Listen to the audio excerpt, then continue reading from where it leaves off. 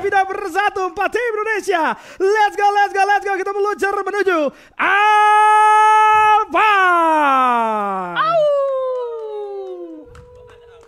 Ada tambahan ya King Ada Kodok ya, ada ya. tambahan. Ada. Iya. Nah, ini kita ngelihat gimana pesawat bergerak dari pertengahan Ocean View dan juga Snowfall menuju ke Vantage King Kodok. Yes, lihat bagaimana dengan arah pesawat seperti ini. Lagi-lagi harusnya tidak ada gangguan di beberapa drop zone. Tapi tidak ada juga tim yang cukup usil ternyata untuk saling mengganggu. Sisi atas dari Buriram udah pasti aman. Dari Snowfallnya, Garrison pun tidak ada pertemuan dari tim-tim Malaysia yang sempat terjadi cukup fatal untuk regen mereka sendiri padahal ya. Keren ya, prediksi lu gak ada yang terjadi hari ini. Nggak ada. Tapi kan Ada. itu memang yang ditakutkan. Yoi. Yang lebih kita takutkan adalah Onyx yang ketemu dengan tim Famos. Apalagi Onyx yang telah turun King Kodok. Aduh, resiko cukup besar dari Onyx kalah dapat senjata kali ini karena ternyata para punggawa dari Famos sudah mulai memegang senjata. Namun lihat belum ada yang terlalu all in. Famos benar-benar nahan. Keuntungan ada di tangan mereka. Mereka ada di tengah dan para punggawa dari Onyx benar saja terculik. Daxel dapetin satu orang Grime kali ini. 3 lawan 4. Tidak bagus dari segi posisi Adam. Coba untuk bersabar, tarik ke arah belakang tapi nggak ada jalan yang keluar. Mau nggak mau harus coba diperangin karena mereka kalau bergerak ke area belakang pun akan menjadi jalan buntu dan tidak memiliki kompon. Resiko cukup besar ditambah dengan adanya UAV membuat posisi mereka semakin terreveal jelas. Adam lihat diincar. Seorang Lozi tembakan masuk, bakal coba dihajar sama Lozi, dapat headshot tapi gagal. Adam terjatuh begitu saja. Dua anggota yang tersisa Wings tidak memiliki kompon apapun kecuali satu batu. Bahkan kali ini Asur Rumput Cikgu Connect dapat Pepeng Jump. Ending coba dilakukan tapi belum sempat Daxel datang. Sisa Zero yang harus berlari kali ini. Waduh, sangat berbahaya kali ini. Seorang Zero harus kabur menyelamatkan poin dan juga teman-temannya. Reset dari sini memang nggak terlalu sulit karena di pinggiran bakal cukup kosong. Tapi dapetin resource balik yang bakal menjadi satu tantangan lebih terhadap mereka. Dan kali ini kita melihat juga EVOS yang bergerak dengan sangat cepat kali ini King Kodok. Wah, 2 menit bro. Waduh. Langsung masuk ke daerah bawah Militia ya. Ini untuk memegang atau mengendalikan arsenalnya mungkin dari arah belakang. Cuman yang memang jadi resiko adalah tadi VSAK Sriwijaya juga datangnya cepet banget. Nggak disangka-sangka rotasi mereka cepat. Dan emang hal ini harus terjadi mengingat sisi kanan mereka. Kalau mereka bermain di area base camp dari VSAK Sriwijaya, itu ada tim expand juga yang harusnya keluar tanpa gangguan. Sekarang Core Memory yang akan menjadi lawan dari EVOS Divine berada di area terbuka. Ray kali ini bakal coba untuk menahan diri. Udah dari positioning yang berlakukan oleh Core Memory. Berhasil dapetin satu orang Kogar. Menjadi angin segar pastinya. Satu skala dan langsung menumpang ke seorang Polki juga. 2 anggota dari Core Memory berhasil dimakan. Lihat bagaimana seorang pun. Sisa seorang diri. 1 jam coba diburu sama 2 orang sekaligus. Tidak bisa kepada-pada. Ini dia EVOS. Berhasil sapu bersih dan baru kehilangan siapapun. Tapi VSAK Sriwijaya juga harus kehilangan 2 anggotanya kali ini Bung Sky. Sangat disayangkan kali ini VSAK dan juga tim Onyx harus kelimpungan bertemu dengan tim-tim dari negeri jiran King Kodok. Yang satu VSAK hanya menyisakan 2 player saja, sementara kalau dari Onyx tadi hanya tersisa 1. Iya ya, jadi dua-duanya kalah nih hitungannya nih kita nih. Dan resikonya bakal tinggi banget apalagi dari tim VSAK Sriwijaya itu tadi sempat turun di tengah, berarti mereka risetnya itu lewat menuju ke area Militia.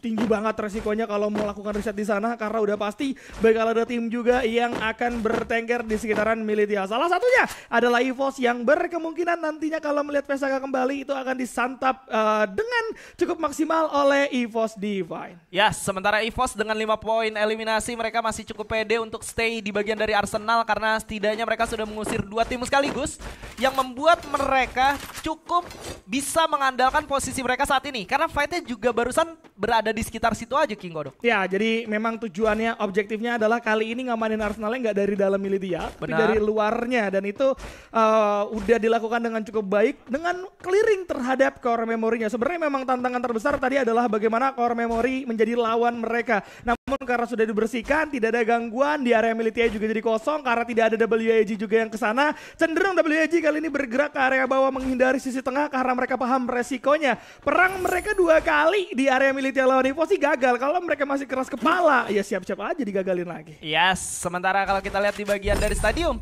sudah ada fight yang akan terjadi antara WAG dengan tim Famos kali ini, King Kodok. Oke, menarik bagaimana setup sudah mulai dilakukan juga sama seorang Alan, seorang diri dari Alan, dan infonya minim banget. The Axel, kalau sampai posisinya nggak ketahuan dan tidak terbaca, WAG yang bakal kandas. Lihat bagaimana pergerakan sedikit demi sedikit juga bakal coba dilakukan John. Kali ini akan menumpuk di sisi kiri. Alan terlihat, Losi langsung masuk dengan mudah Tatsuya. Lihat bagaimana seorang Alan terkena satu tembakan, namun masih tidak apa, masih slow kali ini. Akan coba ditahan dulu oleh kedua tim. Onyx berhasil melakukan satu revive, tapi tidak ada momentum yang harusnya terjadi di Onyx itu sendiri. Alan masih memegang kendali dari vending mesin. Ada Krillin yang tumbang di tengah seorang Jun. Tembakan kritikal yang luar biasa kali ini. Lihat bagaimana pertempuran di antara keduanya. Serus tidak bisa untuk memberikan perlawanan kembali. Alan dapat 1, tapi 1 jam saja pun akan menutup dirinya, sedangkan Expor coba berduel bersama dengan seorang The Axel kali ini yang berhasil dikandaskan menjadi salah satu pembalasan, namun belum cukup karena lihat Famosnya masih ada 3 orang, sedangkan Expor sendirian. Posisinya juga udah kebaca. Ada core memory juga yang akan datang ikut campur harusnya Bung Skela. Sangat tidak menguntungkan untuk WAG setelah 3 knockdown yang mereka dapatkan berhasil untuk reset kembali. Dan kali ini bakal ada core memories juga yang akan join to fight tentunya. Expor akan menemui ajalnya sesaat lagi seharusnya King Kodok karena tembakan sudah mulai connect kepalanya.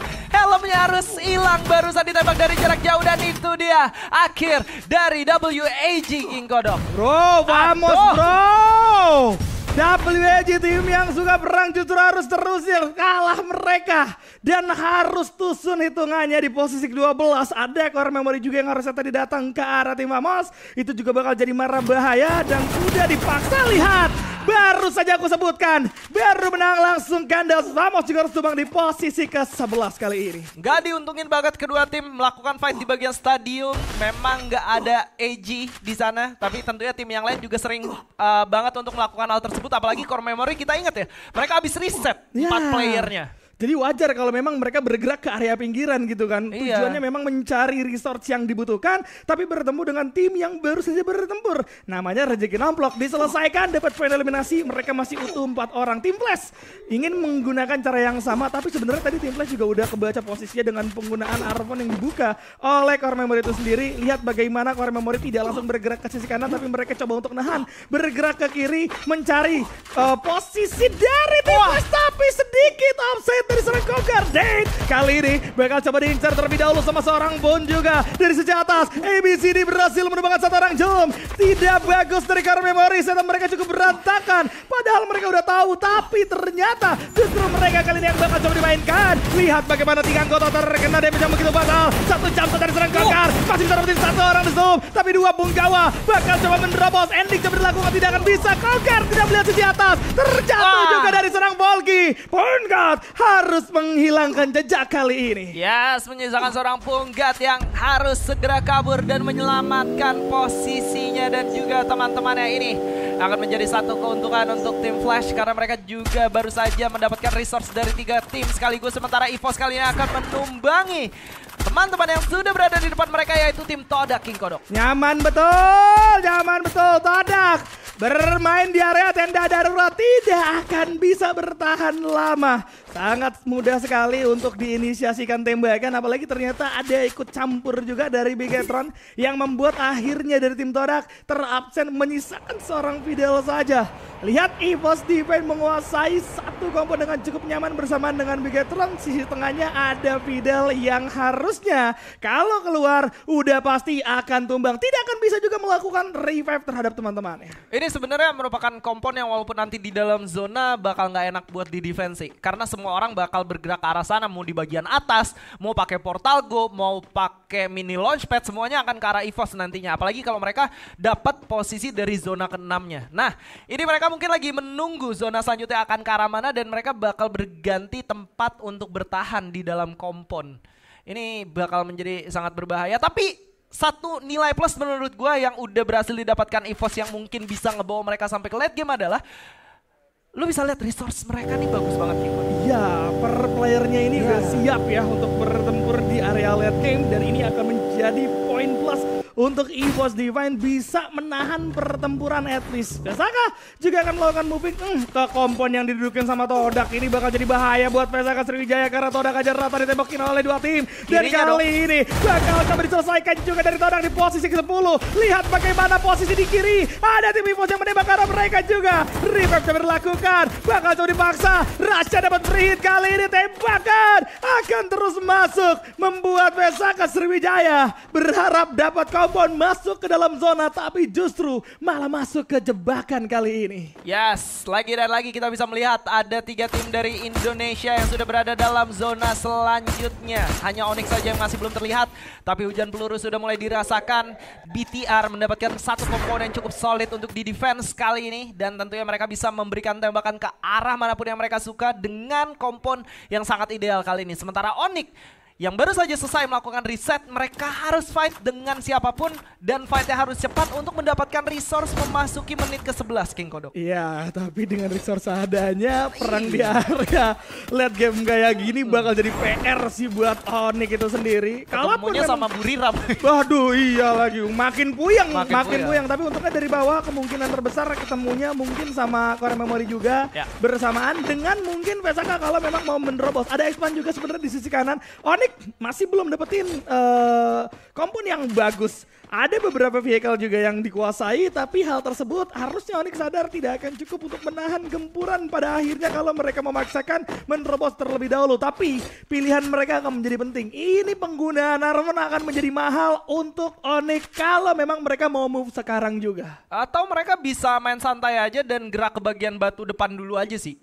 untuk menghindari tembakan dari sisi depan dan juga sisi sebelah kiri gitu. Tapi pertanyaannya, langkah selanjutnya langkah apa yang akan mereka ambil King Kodok? Karena dari situ bakal benar-benar sulit buat masuk ke dalam zona. Itu dia, mau nggak mau harus nungguin perang pecah dulu di area dalam. Dan kebetulan perang memang sudah mulai pecah kali ini.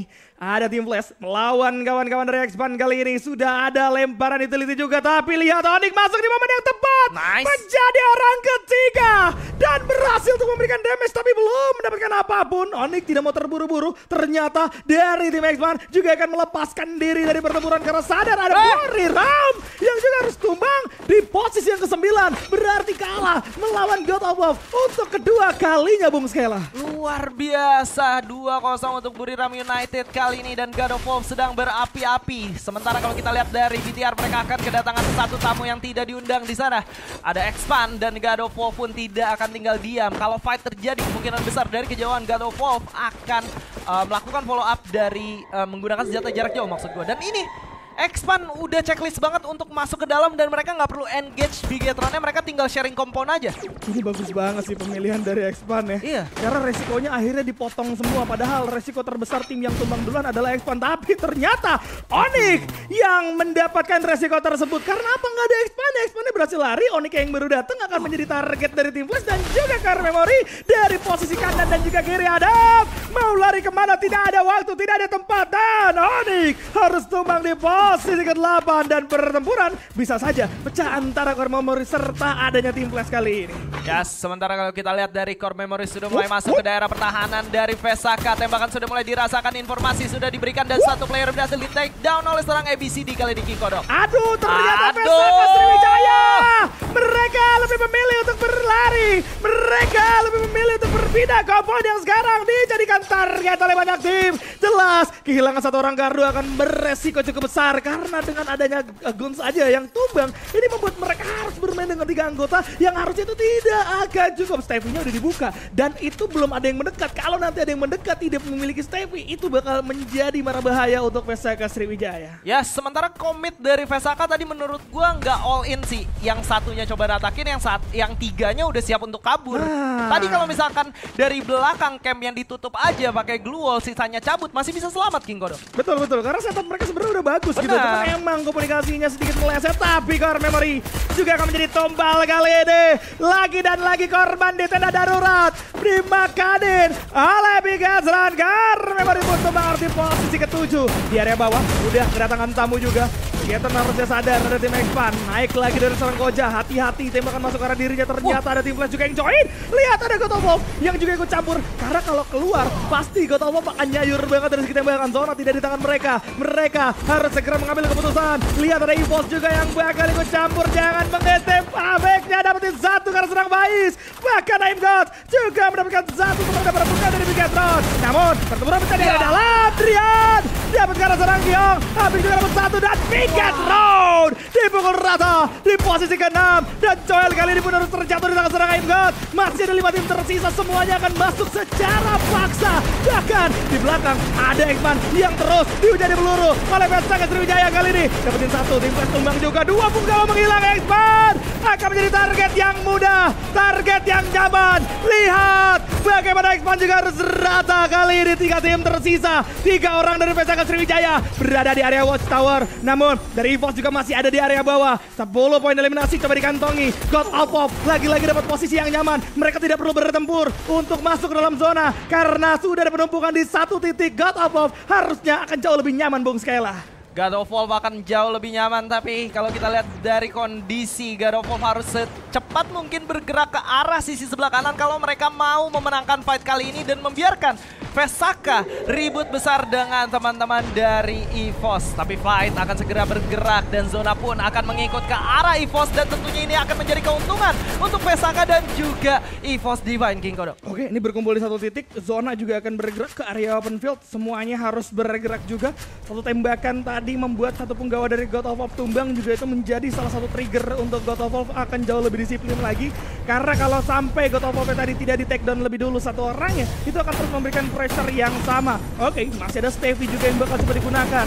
Zona akan moving kali ini. Pergerakan sudah mulai dilakukan. Yanbin akan coba jadikan target, tapi Joel juga sadar mereka harus bergerak. Coba dihancurkan dari semua keluar yang ada sama serang AB, tapi masih belum cukup karena masih ada kompon. Asal 4 connect karena 3 player sekaligus bukan hal yang baik untuk para punggawa dari Vesaka Sriwijaya karena ini akan mendelay pergerakan mereka. Mereka akan menahan sampai durasi dari Astro 4-nya habis.